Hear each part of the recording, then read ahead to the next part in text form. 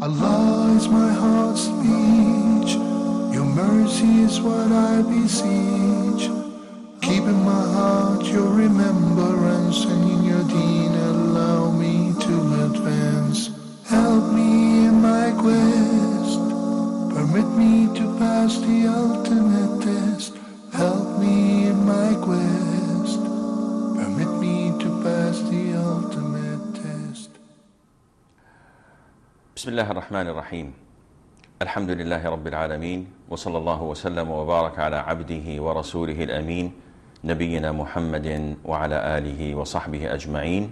Dear brothers and sisters in Islam, Assalamu alaikum wa rahmatullahi wa barakatuh.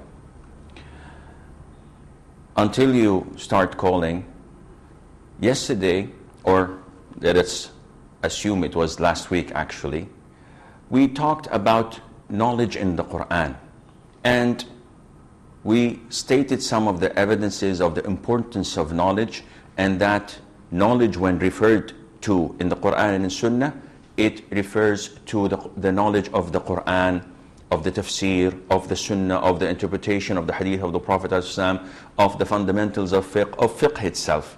So it's anything that relates to Islamic sciences, providing that the intention is for the sake of Allah.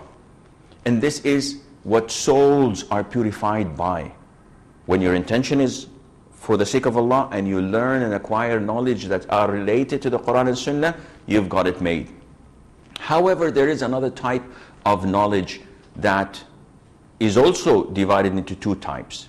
One type that is permissible, and this type is the general types of knowledge we know of, such as medicine, engineering, physics, chemistry, mathematics, etc.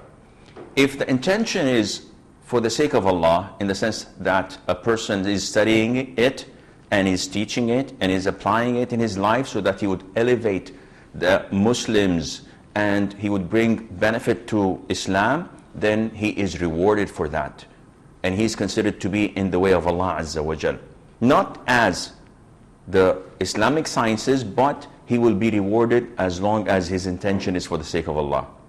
But what about if he's not doing this for the sake of Allah? He's doing it for a promotion. He's doing it for a better source of income, to elevate his standard of living. In this case, it becomes permissible, but he's not rewarded, and it's not a sin. However, there is a second type of such knowledge which is considered to be forbidden.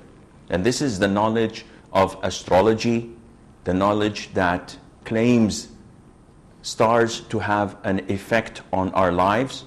So those who follow the zodiacs and their signs and the stars, and they believe that it has an impact on their lives.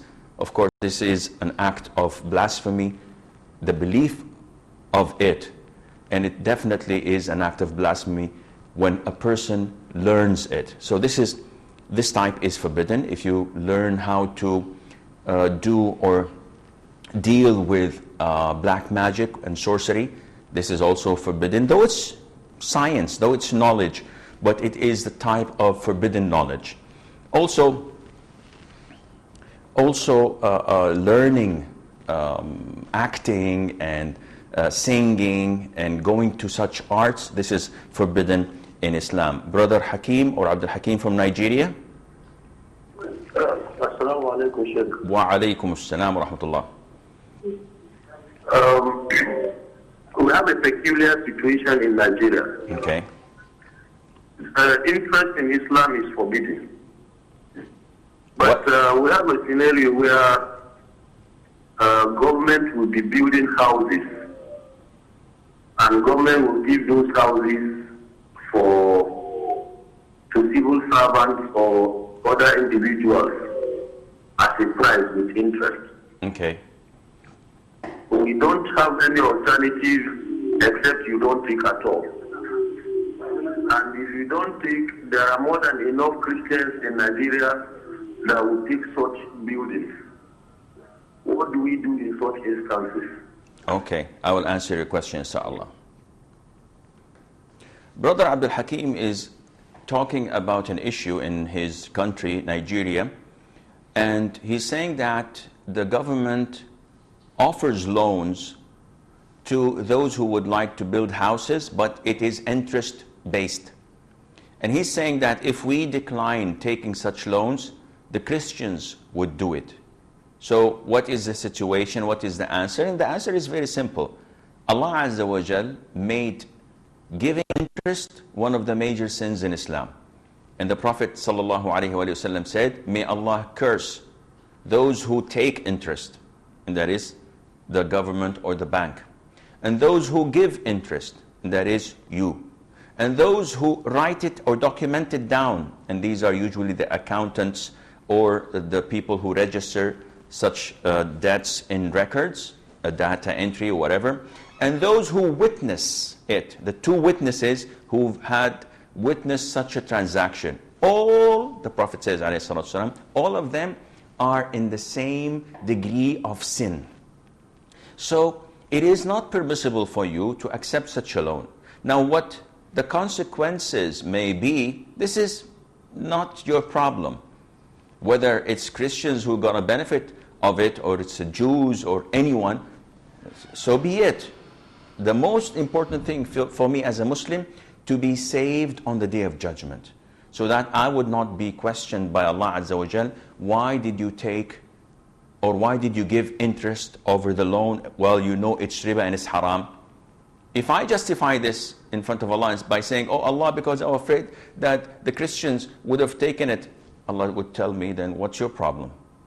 Let them take it. They're kuffar, they're disbelievers, so even if they take it, they're going to be held accountable on the Day of Judgment. If the government is offering you free wine bottles or champagne for the New Year's, and if you decline taking it, the Christians would take it. So would any proper Muslim say that, well, in this case, might as well take it so that they would not benefit of it? Definitely not. So I'm afraid that you have to try to encourage Islamic financing so that this would take place, inshallah, in your country. You have a majority of Muslims, you have a lot of Muslims, and if they collaborate, if they start, even businessmen, Muslim businessmen should get together and should try to form an Islamic bank with an Islamic board, Sharia board, that would justify their transactions in accordance with the Quran and Sunnah. And maybe then the government would start to deal with such banks and would support these dealings in an Islamic fashion, and Allah Azza wa Jal knows best. Coming back to the issue, I believe that last week another sister from Nigeria called, but it was time to conclude the program, so I did not get time to answer her question. And if I recall correctly, her question was regarding a woman who is being continuously bearing children, breastfeeding, and then the cycle goes on and on. So for 5-6 years, she did not fast Ramadan. So she's asking, what is the ruling on that? And the answer is that she, as long, alhamdulillah, that she's able to make up for these days later on, even after a year, even after a few years, if this is the case, alhamdulillah, she is obliged, she must wait until she is free from any obstacles, and then she has to make up for the missed Ramadans, even if it was 5 years or 10 years. Brother Muhammad Nuruddin from Nigeria. Well, we lost him. I hope he calls back again. Now, Allah Azza wa Jal has told us how to identify proper knowledge.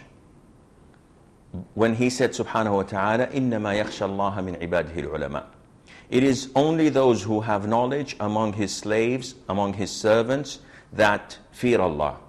So if we would like to identify who fears Allah from those who do not fear Allah, we have to look at the knowledge that they possess.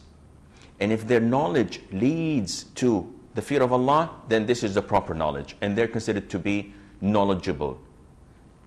If we look at people with this definition, we will be able, inshallah, to identify who are those of knowledge. Meaning, with this ayah, that it is only those who have knowledge among his slaves that fear Allah, by this ayah, if I look at a shepherd, if I look at a farmer, if I look at someone who works in a job that does not appeal to me, a janitor, for example, if I look at such a person and I find him practicing, though he's illiterate, I find him praying in the first row in the masjid, I find him fasting, I find him avoiding forbidden things, this person is a scholar in my eyes, and he's a person of knowledge by the definition of the Quran. We have Liana from Saudi Arabia. Assalamu alaikum. Wa alaikum assalam wa rahmatullah. Sheikh, I have two questions. Okay. One is, what is the ruling regarding Ghaib Mayat prayer? Regarding? Ghaib Mayat prayer. I didn't understand it. Ghaib Mayat prayer. No, I'm unable to understand your question. Guy? For a dead person, praying for a person who's prayed and buried back in our homeland. Oh, so burying someone dead in his homeland. Yeah, and they have prayed there also. Can we pray from here again? Okay, so you're asking about Salat al-Ghaib, which is a prayer of a person who's not present. Yeah. Okay, and the second question? And my second question is, what is the ruling regarding calling pet names? Like my daughter, I call her names like, her name is Liana, but I call her Linnu, Leah, even though I don't know whether it has a meaning or not. Is it permitted? Is it permissible? Calling your mother in a different name than her name? No, calling my daughter. Calling your daughter in a different name than hers? Yeah. In the sense of, changing the name, like the Prophet used to call Aisha, he used to call her Aish, or he used to call her Al-Humayra. So like that, and my daughter's name is Liana. I call her Leah, Linno, okay. Like that. Okay. I got your question, inshallah. Okay. Sister Liana is asking about the ruling of what is known as Salat al-Ghaib, which is praying funeral prayer over a person who died, but his body is not in front of us. And the origin of this is the hadith when the Prophet ﷺ is in the Sahih, as narrated by Jabir and Abdullah, may Allah be pleased with him and with his father, and also other companions, when the Prophet ﷺ gave them the news that An-Najashi died today, and he took them to Al-Baqi', to a place outside of the masjid, and he made them in rows, in 3 rows, and he led them in prayer, Salatul Janaza, or the funeral prayer, which you all know of. So scholars differed on the ruling on praying over someone who died, but his body is not present. Abu Hanifa and Imam Malik, their school of thought, forbid this completely. Imam al-Shafi'i, may Allah have mercy on their souls, all of them, he said that this is permissible. And Imam Ahmad, may Allah have mercy on his soul, said that it is permissible only for those who have impact, a positive impact over Islam. It is not permissible to offer it for anyone. So my cousin died a couple of weeks ago, and in the masjid I go to the imam and say, let's offer Salat al-Janaza, funeral prayer. He says, who for?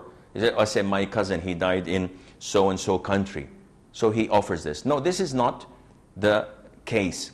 And unfortunately, it has escalated. Some innovators pray every single night funeral prayer, and they offer it for anyone who had died anywhere in the world, those whom we know and those whom we do not know. And of course, this is an innovation.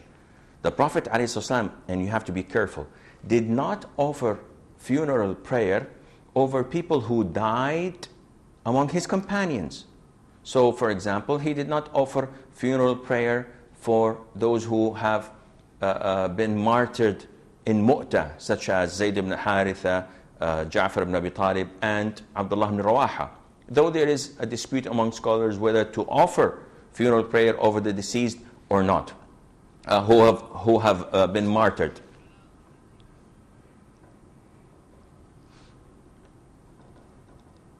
So the most authentic opinion, I will get to that inshallah after we get Salim from Nigeria. Yes, brother Salim. Assalamu alaikum wa rahmatullah. Wa alaikum salam wa rahmatullahi wa barakatuh. Sheikh, I want to ask one question. Okay. But I believe that Islam is complete. I believe that Islam is complete. Brother Salim, listen to me. Talk to me through the phone. Do not listen to me from the TV. Turn down the volume of the TV. Okay, yeah, Sheikh. I believe that Islam is complete. Okay. Therefore, it encompasses all the knowledge. And you can get the reward based on the intention that you have prepared yourself looking for that knowledge, as you said before. Okay. If your intention in any other field of knowledge, that your intention is for the sake of Allah subhanahu wa ta'ala, you get the reward of it.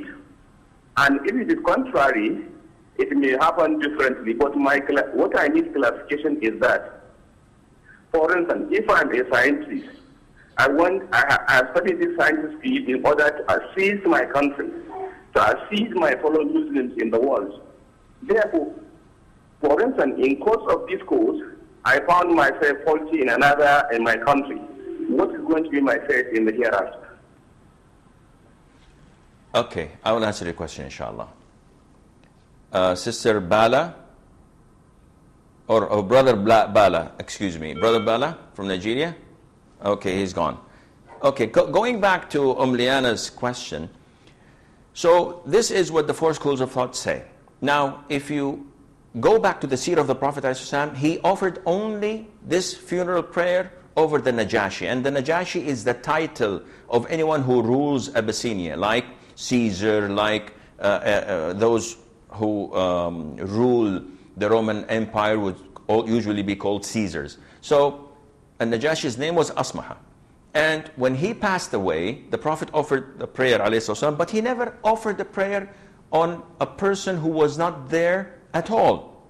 He used to go to the graveyard. If he missed the funeral prayer or someone was buried before him being notified, he would go to the grave itself and he would offer funeral prayer, as he did with the black woman who used to clean the masjid. Therefore, the most authentic opinion is that we do not offer funeral prayer over someone who's not there, except if we know that he was buried and no Muslim has offered funeral prayer, like Asmaha, like An-Najashi.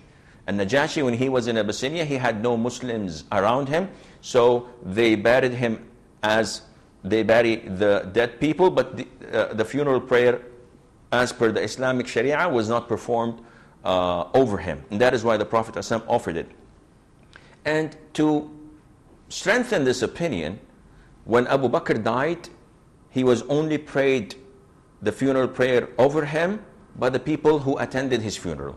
People in Damascus, people in Egypt, people all over the Muslim world, not even in Mecca. They did not offer funeral prayer for Abu Bakr, for Umar, for Uthman, or for Ali. May Allah be pleased with them when they died, though they had the greatest impact over the Muslim Ummah. As for your second question, when you play with your daughter or with your son, and you give them names out of love and mercy and care, this is permissible.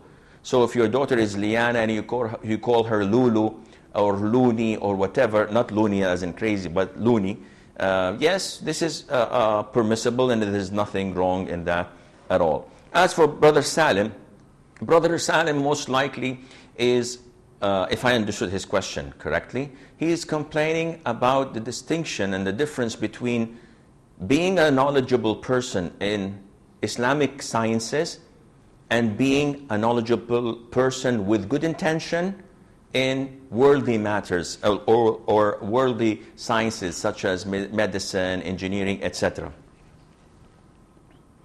Okay, I will get inshallah to Brother Salim's question. We have a caller from Nigeria, and I don't know the name, so assalamu alaikum. Wa alaikum assalam, Sheikh. It's Sister Bilqis from Nigeria. Yes, sister, what can I do for you? Sheikh, I'd like to ask, I'd like to know the ruling of the ulamas concerning taking pictures. You would like to know the meaning of? The ruling of the ulamas concerning the fatwa concerning taking pictures. Taking pictures? Yes. Okay. Sheikh. Okay, I will answer your question, inshallah. Any more questions? No more questions. Thank you. Okay. Brother Abdul Aziz from Nigeria. Yes, Brother Abdul Aziz. Assalamu alaikum. Wa alaikum salam wa rahmatullah. Please, I just want to let me be clear about Okay. interest in Islam. Okay. Okay. Okay, in terms of mortgaging, if government should give you mortgaging, maybe you pay, for example, maybe 20 years, but they'll add their own. Okay. Maybe I meant to pay 100,000. Maybe they will say you should pay 150,000 within 20 years. So how is this situation going to be held? I will answer your question, inshallah.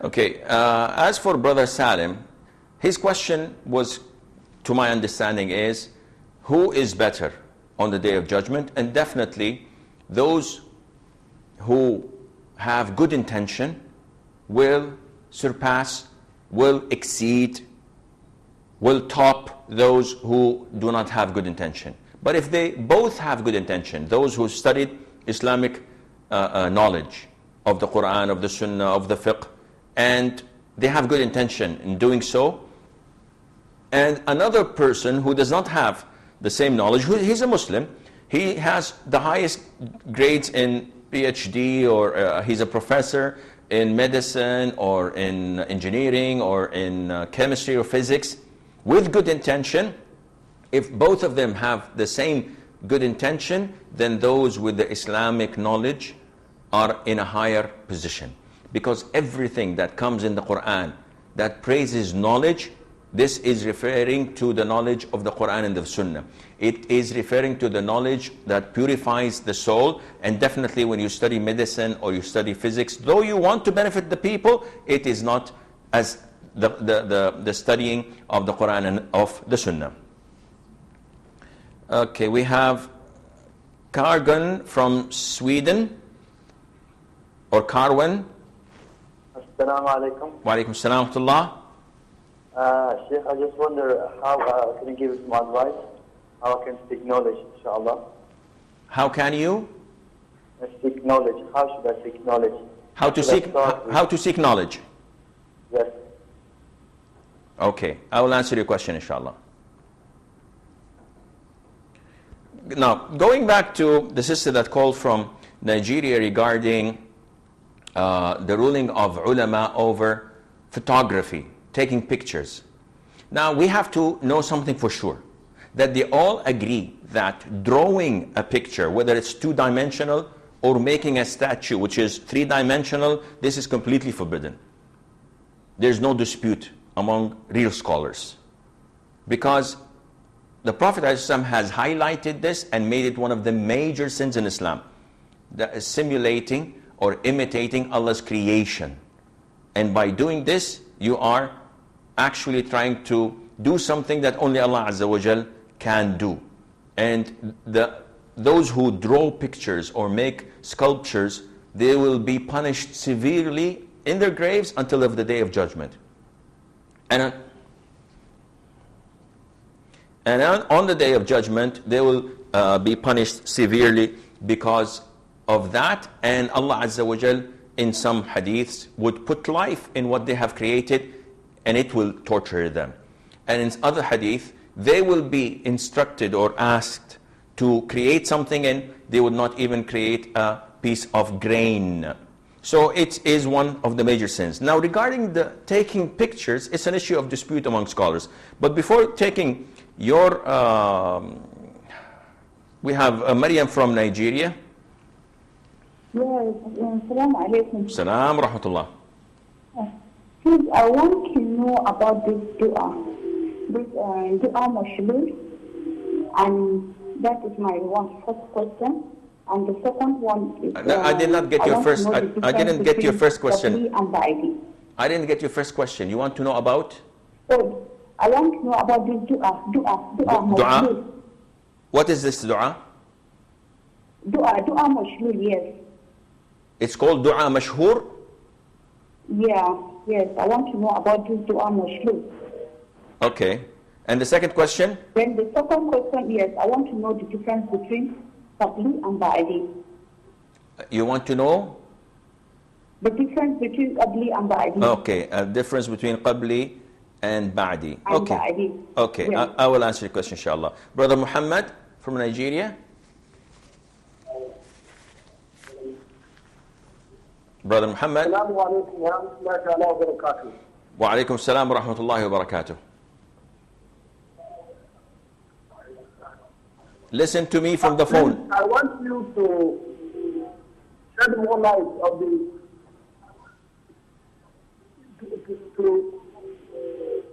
on jealousy among Muslims. Jealousy. You're, Yes. okay. Among the Muslims or among the...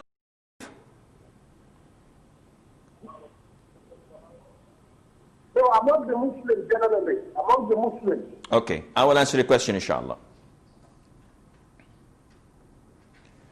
I believe we have Brother Muhammad from Saudi Arabia. Assalamu alaikum, Sheikh. How are you, Sheikh? Wa alaikum salam wa rahmatullah. Hayyakallah, bro. Thank you very much for your so good program, sir. Jazakallah khair. I have one question. Okay. Is there a difference between the prayers of men and women in Islam? Okay. Because most of the people have the saying that Abu Hanifa's ways of prayer, Rahmatullah's prayer of way is correct, and others are not correct. Something like this, you know. I will answer your question, inshallah. Any more questions? Thank you very much. You're welcome, bro. Alaikum salam. I believe that we will try to answer the questions. We will not take any calls until, inshallah, we finish most of them. So, regarding pictures, scholars have different opinions. The majority say that this is not permissible because it's a picture. And the hadith of the Prophet ﷺ, he said that may Allah Azza wa Jal curse those who take pictures, surah. So they said that this is the same meaning of the word, but those who differed with them said, yes, but photography was not at the time of the Prophet ﷺ. And when you take a picture, a photograph, it's different than when you draw, even if you look at the Mona Lisa, for example, by Da Vinci. If you look at it, it's a drawing. But if you take a picture of the same woman, of course, you're not supposed to look at it, but this is not the point. I'm talking about the difference between what a person drew and what the actual person looks like. The actual photograph is not a simulation of Allah's creation. This is Allah's creation. So if I look in myself at the mirror, this is me. I'm not going to look at the mirror and say, MashaAllah, this guy looks exactly like me, but it's not me. This is me. And likewise, if I sign my check and someone photocopies it, I don't have balance in my bank account, but regardless, and he shows me the original and the Xerox copy, I would say that this is my signature, though it's a Xerox copy, because it's identical. So scholars who say that it is permissible to take photographs, they say that it is recommended not to do so unless there is a need. But it is not considered to be what the Prophet ﷺ has cursed. And they gave few guidelines. For example, they say that you cannot hang them on the wall, You cannot take pictures of grown-up adult women. So if you have your daughter who is 15 years of age or 14 years of age, you don't take her picture, because even if no one is going to see it except you, again, it is forbidden to take a picture, because there is a possibility that people would look at it.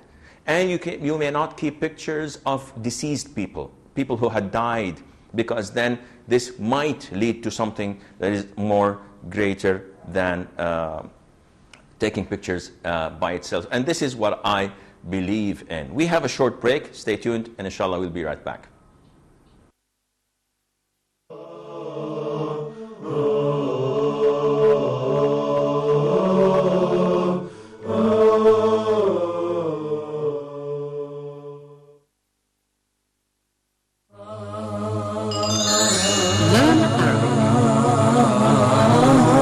As everyone knows, today Arabic is considered as very important, very significant language. How can we produce the sound, the state of voicing, place of articulation, the manner of articulation? So in Arabic, the words which are written are pronounced. We will learn how to write and pronounce Arabic letters correctly in depth. Explanation via board and presentation with many other important factors. And we have today more than 300 million people speak Arabic language. Not only in the Middle East, but you can find a lot of people speak Arabic language in Asia, Europe, North America, and in South America. What are you waiting for? Grab your notebook and pencil and stay tuned for Learn Arabic at Huda TV.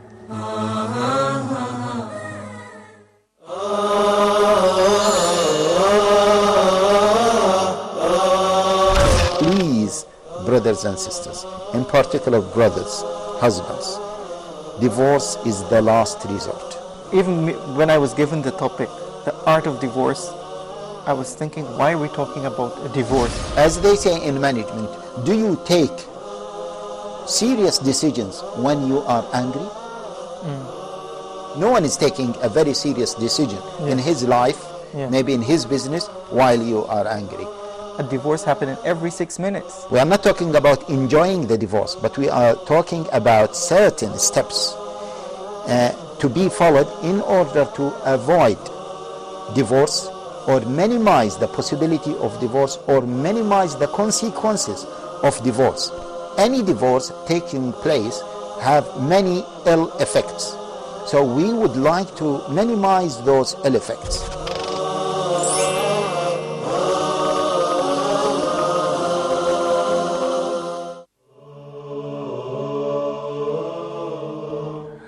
Assalamu alaikum and welcome back. Brother Abdul Aziz from Nigeria also called regarding mortgages, and it's the same concept that we've dealt with Brother Abdul Hakim at the beginning of this episode. Any loan that has interest on top of it is considered to be riba and is forbidden.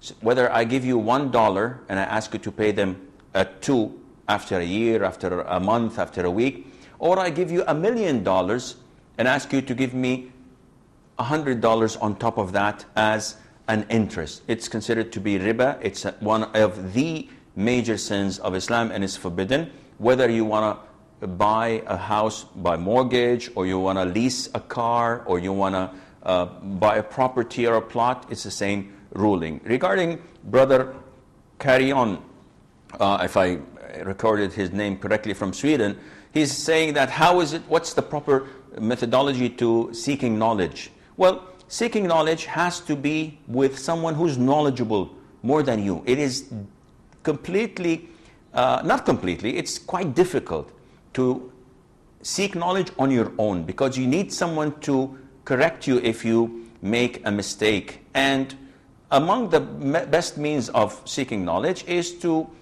be associated with a sheikh, with a scholar, and you read to him a number of certain books, and he corrects you and he explains what's hidden between the lines, and he gives you the proper methodology of learning proper knowledge. So you start with the Quran, which is the best book of knowledge, by reading it, by memorizing it, by knowing the interpretation and the commentary of what the companions said about it, of what the Prophet ﷺ interpreted some of its verses. By doing this, you start to purify your soul. Of course, you need to know Arabic, but if this is quite difficult or impossible, then you have to look for another alternative, and that is by going through the interpretation by your own language, and then learn the hadith, learn the fiqh with the imam. If this is not possible, there are online universities that you can enlist in, and you have a proper methodology of studying these books, but in a different manner, and there would be an interaction with the scholars and etc.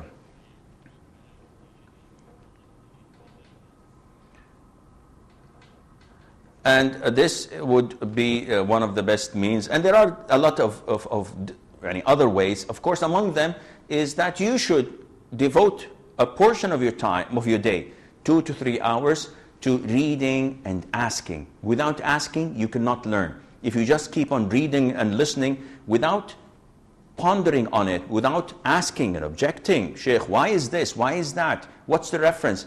This is one of the best ways of acquiring knowledge. Hayat from Nigeria. I think Hayat is gone. Abdullah from Nigeria. He's gone as well. Okay. We move on to Sister Maryam. She asked about the Dua al-Mashhud. I don't know this Dua al-Mashhud. I have to go and search if there's anything in the books of Hadith on this regard, but personally I don't know it, so I apologize. She asked what's the difference between Qabli and Ba'di. Qabli means before, Ba'di means after, and this is usually refers to the voluntary prayers, which are before the Fard prayer, as in the case of Dhuhr. We have 4 voluntary rak'ahs before Dhuhr itself, and after you pray Dhuhr, you have 2 voluntary sunnah, that is Ratiba, after. So this is Qabli and this is Ba'di. Brother Muhammad asked a question about jealousy between the people. And jealousy, it might not be the proper word. The proper word would be probably envy. Because jealousy is something that can be positive. I feel jealous if someone talks to my wife or someone talks to my daughter. I feel jealous if my wife goes out exposed or showing some of her flesh or showing some of her hair or showing her face. This is the proper jealousy. I would not like my wife to work with other men in mixed environments. This is proper jealousy, and it's permissible. Not only that, it is highly recommended in Islam. So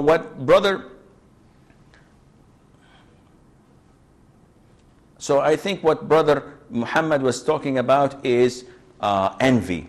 We have a Sister Asya from Saudi. Assalamu alaikum wa alaikum assalam wa rahmatullahi wa barakatuh. Yes, sister. Sheikh, I have 2 questions. Okay. Question number 1, is it allowed to take the sweets on the occasion of a birthday? If someone is celebrating birthday and giving the sweets. So we are not celebrating birthday, but they give some chocolates or cake. And question number 2, is it allowed to celebrate a wedding anniversary by exchanging gifts, not a throwing party, but exchanging gifts for the spouse or something like this? Okay. Nuzaki. Sister Malia from Nigeria. Sister Malia. Assalamu alaikum. Wa alaikum assalam wa rahmatullah.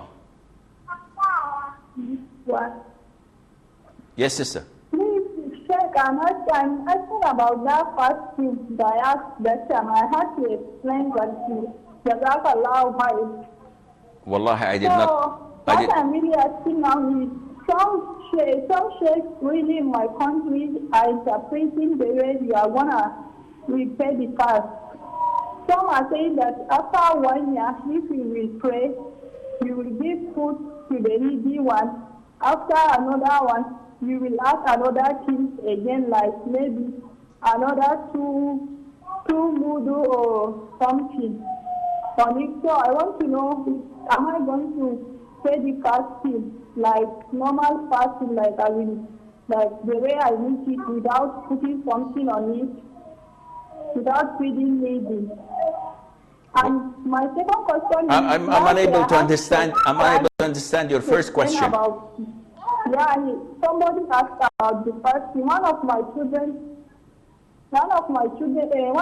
friends, I feed it. I feed me during Ramadan, so they asked me that since I will not do it, I should feed it to another person. So am I going to do the fasting for the other one again? And my third question is, I'm asking on how about what of the working class mother? What is the aspect of working class mother in Islam? Of what? Or housewife. Of murder? Yeah. What is the ruling on murder if someone kills someone? Yeah, like I'm a mother, I want to be going out to work. What is the role of cooking? Receive food, or my husband is able. So am I going to be working? Is it good for me, or is it good? It's better for me to be staying at home. Wallahi, Sister Maria, I'm unable to understand your question. This is my own shortcoming. I'm unable to answer. If you send me an email, and inshallah I will try my best to actually answer this. Sister Asia had, Brother Mahmoud from Oman. Assalamu alaikum wa rahmatullahi wa barakatuh. Wa alaikum assalam wa rahmatullahi wa barakatuh. Sheikh, I have one question. Yes, brother. Women wearing hijab, is it necessary to cover the face entirely in light of Quran and Sunnah? Okay. Second question or one question only? Only one question. Okay, Jazakallah khair, Brother Mahmoud. Any more callers? Okay. Sister Asia asked about, she knows that celebrating birthdays is haram in Islam because it's not part of our religion. It is coming to us from other religions, other cultures. She's asking about what's the ruling on if someone gives us sweets or sends us a piece of the cake because they celebrated their own birthday, so they're giving gifts away.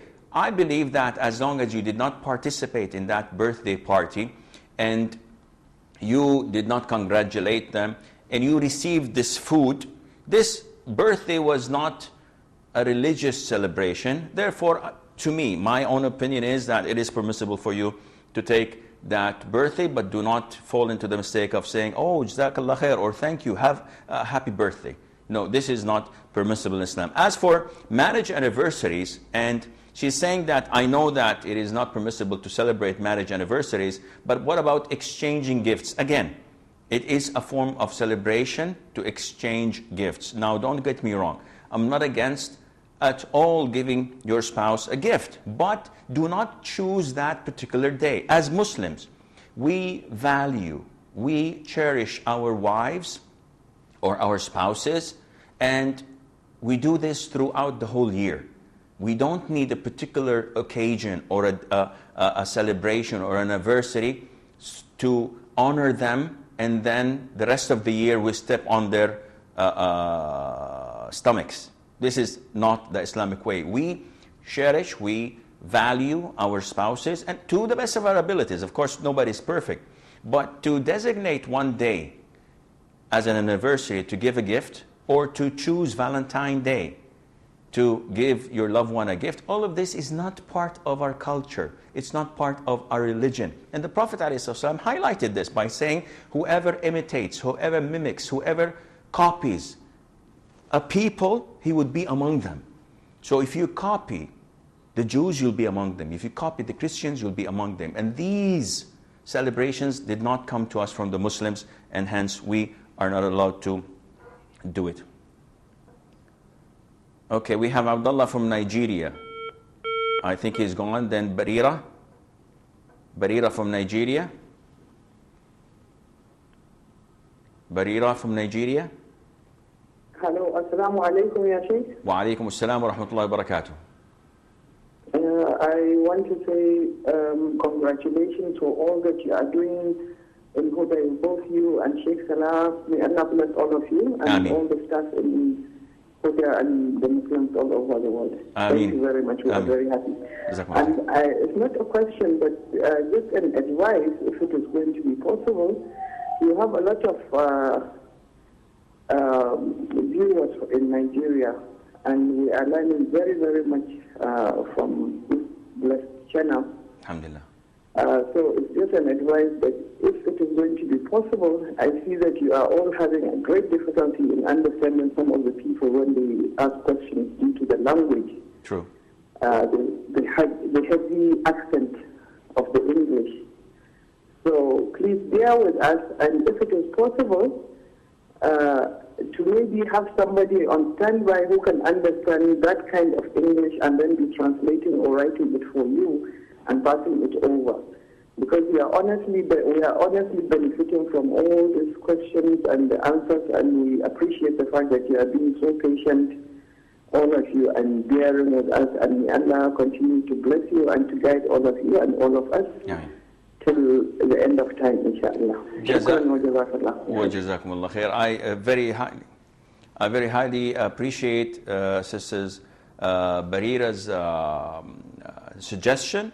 It's a very valid one, and I hope inshallah the management of Huda would do something like that. We value our viewers in Nigeria greatly. We look inshallah forward for having the Muslim Ummah in Nigeria following the Quran and Sunnah. And this is extremely important. I do not know what's happening in Nigeria. I have no knowledge. All what I hear is from the CNN and from the BBC about the disturbances, about the killing, about the violence, about the bombings, and all of this is not related to my religion as a Muslim. So I don't know who's doing this, and I cannot point a finger and say that there are extremists, because I'm not receiving what's actually happening on the ground. All what I'm hearing is from non-Muslims conveying the news to us, so I can't point any fingers. But I value the people of Nigeria because they are so keen on learning Islam. It's very obvious that the majority of those who are calling from Nigeria, we have to promote Quran and the Sunnah with the understanding of the Salaf.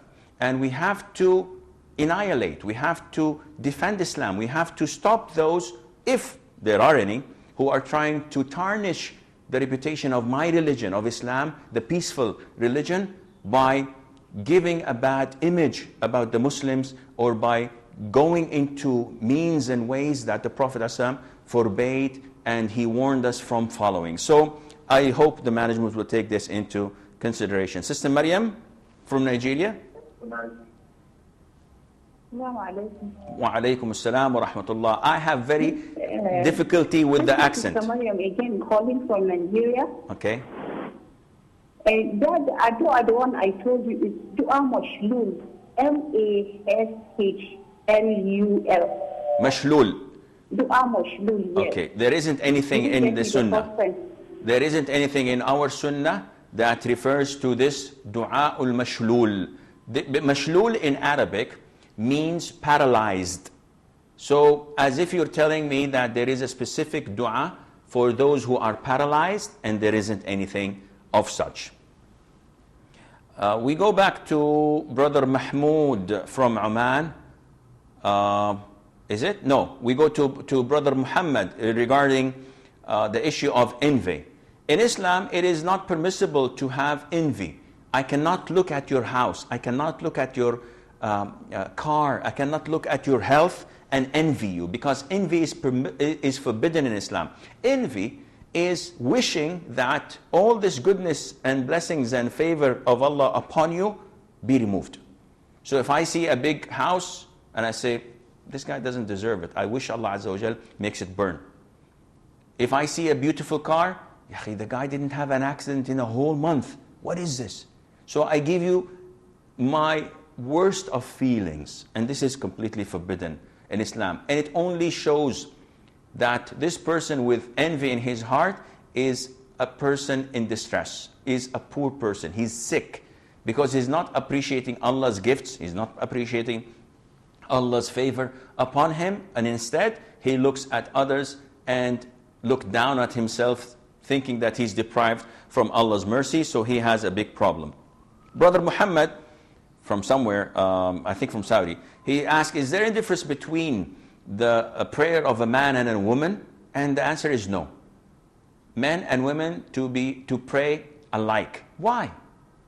Because the Prophet said, "An-nisa'u shaqa'iqur rijal." The women are the sisters of men. So whatever comes in the Quran instructing them to do it, they have to do it exactly as men. They are equal in the sense that in the terms of instructions, they're equal, and their equality is not as people think that men and women are equal. So my wife had few children, she comes to me now and says, listen, from now on we're equal, you have children. This is not, I'm not going to conceive. So there's no equality, there is fairness and justice. However, in prayer, the Prophet said, pray as you have seen me pray. So we learn how to pray from the hadiths of the companions of the Prophet ﷺ, and they did not differentiate between men and women. So they pray exactly alike. Now, some scholars said that when a woman is praying and people are looking at her, she should not spread her hands when she is prostrating. She should not do certain things because this would expose her body. We don't have any instruction of this in the Quran, in the Sunnah, nor in the companions' hadith. So it is an issue of ijtihad. This is what the Imam thought would be best. So if a woman is praying in a place where men are looking at her, she is not instructed or recommended to pray in a form that would draw attention to her. She should conceal herself to the best of her ability. But when she's praying alone or in the middle or in the midst of women, no, she must pray as the Prophet ﷺ instructed her to do so. Brother Mahmoud from Oman, he's asking the same old questions that people have been asking for hundreds of years. What's the ruling on covering a woman's face? The consensus of all scholars of Islam that covering the face is recommended. Let me repeat that. The consensus of all scholars of Islam, they say that covering the face is recommended. You would not find a person coming and say, no, she should uncover. Except nowadays, those liberals, those secularists who claim to be Muslim, who would come and fight anything that protects women. So they would come, but they're not scholars, they're not people of knowledge, they are nobodies. And in a few years' time, after they die, nobody would even remember them except by cursing them. I'm talking about the great scholars of Islam. They all agree that covering the face is a virtue.